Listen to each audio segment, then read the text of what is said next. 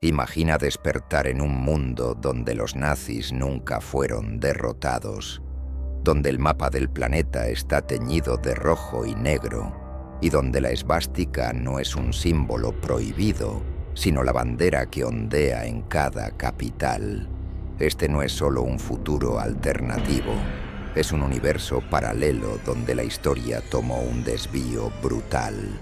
Un mundo en el que la máquina de guerra nazi triunfó y la humanidad nunca volvió a ser libre. En este universo, la Segunda Guerra Mundial no terminó en 1945. Terminó en 1948 con la rendición total de Estados Unidos, devastado por ataques nucleares alemanes. Roosevelt nunca llegó a un cuarto mandato. Churchill fue ejecutado públicamente en Londres. Stalin fue envenenado por sus propios generales. Y con sus enemigos destruidos, Adolf Hitler no se suicidó en su búnker, sino que fue coronado como emperador del mundo germánico. La Alemania nazi no solo conquistó Europa, anexó África, dividió Asia con el Imperio japonés y ocupó América del Norte con una crueldad quirúrgica. El nuevo orden mundial se impuso con puño de hierro. La lengua alemana obligatoria, las religiones disueltas, los libros reescritos. Los sobrevivientes de las razas impuras fueron deportados a reservas aisladas o utilizados en experimentos inhumanos para perfeccionar la genética aria. En esta distopía, la Gestapo no desapareció. Se fusionó con tecnologías de vigilancia masiva. Cada ciudadano tiene un número, una función, una cámara sobre su cabeza. El simple acto de pensar diferente es castigado como traición. Y los niños, desde los 5 años, son adoctrinados para servir al Reich, sin cuestionar, sin dudar, sin recordar lo que alguna vez fue libertad. Los medios están controlados por una sola voz. La historia ha sido borrada. El Holocausto no existe en los libros. Einstein, Freud, Kafka nunca nacieron. Todo lo judío, lo libre, lo rebelde, fue extirpado como un cáncer. En su lugar se impuso una narrativa única, la supremacía absoluta de la raza aria, del Estado todopoderoso, del líder eterno. Pero lo más perturbador no es lo que el régimen controla, es lo que ha conseguido borrar. La humanidad misma ha sido moldeada como arcilla, reprogramada para obedecer. Nadie cuestiona, nadie sueña, nadie ama, porque en este mundo el amor es una amenaza, la compasión, una debilidad, la memoria, un crimen. Y sin embargo, hay susurros, ecos ocultos de una resistencia enterrada, fragmentos de antiguos libros escondidos bajo suelos de concreto, fotografías prohibidas, canciones olvidadas que hablan de un mundo anterior, donde la gente era libre, donde los nazis perdieron, donde la historia fue otra. Pero eso ya no importa, porque en este mundo alternativo, los nazis ganaron. Y tú acabas de despertar dentro de él. Tras la victoria del Reich, el mundo no solo cambió políticamente, cambió biológicamente. Los nazis no solo impusieron un sistema, rediseñaron al ser humano. Lo que comenzó como una ideología racial se transformó en una cruzada científica. La ingeniería genética dejó de ser una teoría para convertirse en política de Estado. Y el objetivo era claro: crear al hombre nuevo, el ser perfecto del Tercer Reich. Los antiguos campos de concentración se transformaron en centros de investigación. A los científicos nazis no se les juzgó, se les dio presupuesto ilimitado. Joseph Mengele, lejos de huir, fue nombrado director del Instituto Mundial de Pureza Humana. Y bajo su dirección se desarrollaron experimentos que mezclaban biología, eugenesia y mutilación psíquica. Los errores genéticos eran corregidos mediante cirugía embrionaria. La diversidad fue eliminada quirúrgicamente. Las madres eran seleccionadas genéticamente. El embarazo natural fue reemplazado por incubadoras estatales. Los niños ya no nacían por azar. Eran diseñados en laboratorios. Ojos claros, piel blanca, altura estándar, predisposición a la obediencia. Cualquier rasgo subversivo era detectado desde el ADN y eliminado. Así comenzó la era del ser humano programado. Y mientras tanto, los laboratorios secretos del Reich avanzaban en una dirección aún más oscura. En colaboración con ingenieros japoneses, los nazis desarrollaron sistemas de control neurológico, chips implantables que anulaban el libre albedrío, cápsulas nanométricas inyectadas al nacer que monitoreaban pensamientos disidentes. El cerebro dejó de ser un santuario. Ahora era una terminal del sistema, un nodo en la red. Se erradicaron las emociones no funcionales: amor, tristeza, deseo de cambio. La poesía fue suprimida, el arte libre, considerado una amenaza. Los artistas que no se alineaban con la estética del régimen fueron reeducados o desmaterializados. El mundo se volvió estéticamente homogéneo: arquitectura monumental, música marcial, colores metálicos. El alma humana fue borrada para dar paso al engranaje perfecto. Y el resultado fue aterrador. Una humanidad artificialmente feliz, pero completamente muerta por dentro. Sonrisas mecánicas, amabilidad programada, una sociedad sin crimen, porque nadie tenía voluntad para cometerlo. Las cárceles se vaciaron, no por justicia, sino porque ya nadie cuestionaba. El crimen no era castigado, era impensable. La religión fue reemplazada por un culto al líder. Las iglesias fueron demolidas o convertidas en templos del nuevo orden. El cristianismo fue purgado por ser débil. El judaísmo, exterminado. El islam, prohibido. En su lugar se instauró una teología política. El Führer no era un gobernante, era un dios viviente. Su imagen estaba en cada altar, sus palabras memorizadas desde la infancia, su voluntad incuestionable y detrás de todo, una tecnología imparable. El Reich fusionó ciencia con esoterismo. Se abrieron expediciones al Tíbet, a la Antártida, al Amazonas. Se buscaron reliquias antiguas, puertas a otras dimensiones, armas psíquicas. Se contactó con sociedades secretas. El régimen creía que el poder definitivo no era atómico, era espiritual. Y por eso, su obsesión por controlar incluso lo invisible.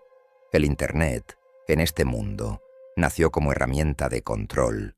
Cada ciudadano tenía un perfil obligatorio. Cada palabra, cada gesto, cada duda era registrada. Las redes sociales no eran para conectar personas, sino para vigilar mentes. La inteligencia artificial no servía al usuario, servía al sistema y respondía únicamente a los protocolos del Reich. En este escenario, pensar por uno mismo era un acto de guerra, leer un libro del pasado, un delito capital, amar sin autorización, una traición, soñar, un acto subversivo. Y sin embargo, algunos lo hacían, algunos soñaban, algunos recordaban, como si en el fondo de su código genético una chispa olvidada de libertad aún ardiera. Y esa chispa era peligrosa, porque en un mundo donde todo está diseñado, donde el ser humano ha sido reprogramado hasta el alma, cualquier imperfección, cualquier duda, cualquier gesto de humanidad puede ser el inicio del colapso. Mientras las potencias seguían enfrentadas en una guerra brutal, algo más profundo se gestaba en las sombras, una batalla por el alma misma de la humanidad. A medida que las bombas caían del cielo y los mapas se redibujaban con sangre, un grupo de científicos, políticos y filósofos trabajaba en secreto con una visión más aterradora que cualquier arma convencional: reconfigurar la mente humana desde sus cimientos. Las ideas totalitarias no solo dominaron los campos de batalla, Se infiltraron en el lenguaje, en la educación, en el arte y hasta en los sueños de la población. El control ya no se ejercía solo con fusiles, sino con símbolos, consignas y vigilancia absoluta. En laboratorios clandestinos de ambos bandos se discutía la posibilidad de modificar conductas, borrar recuerdos, insertar nuevos valores desde la infancia. La propaganda no solo informaba, reescribía la realidad. Muchos no sabían que detrás de los uniformes y los discursos de libertad o supremacía se ocultaban planes detallados para moldear generaciones enteras. No se trataba de adoctrinar, era algo más perverso: reconfigurar la estructura psicológica colectiva para que el nuevo orden fuera deseado, incluso amado.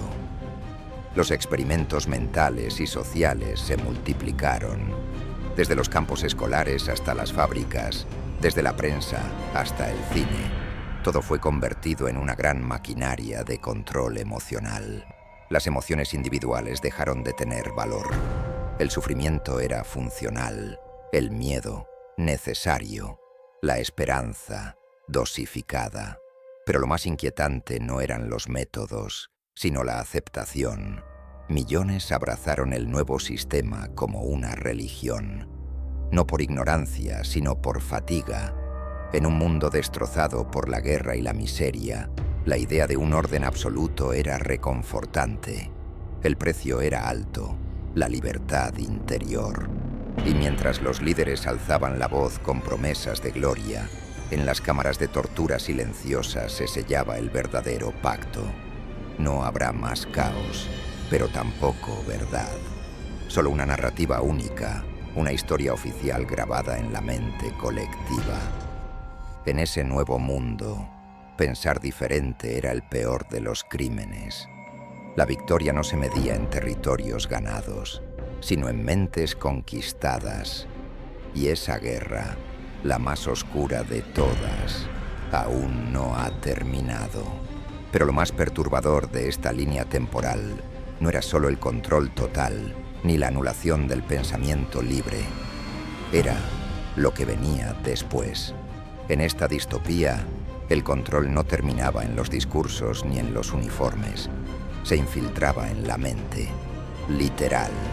La ingeniería neuronal se convirtió en la nueva frontera. Se decía que el Estado, ahora fusionado con los laboratorios, desarrolló una tecnología capaz de mapear emociones, detectar pensamientos desviados y reprogramar comportamientos a través de impulsos electromagnéticos no invasivos.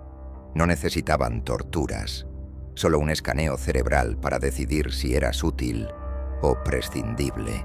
La infancia ya no era un derecho, era un recurso.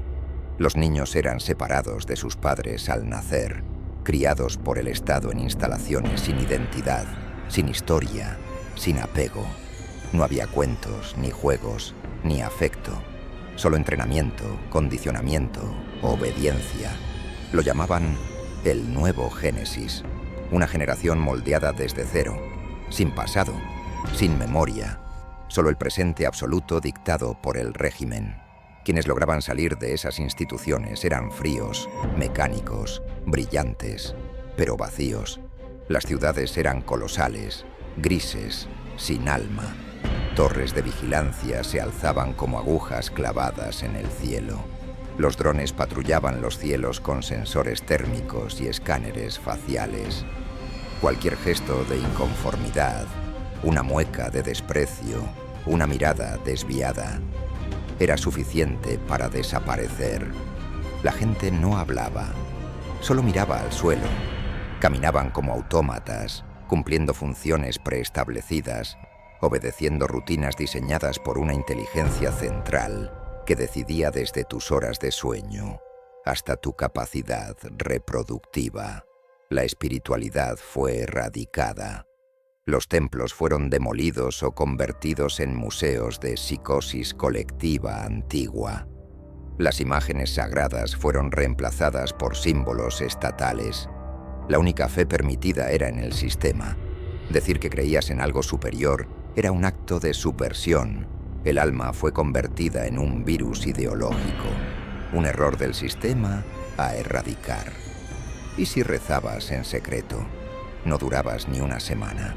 Te escaneaban la actividad cerebral mientras dormías. El inconsciente era territorio del régimen. Pero lo más aterrador no era lo que te hacían, era lo que te convertías. Porque el mayor castigo no era la muerte ni el encierro.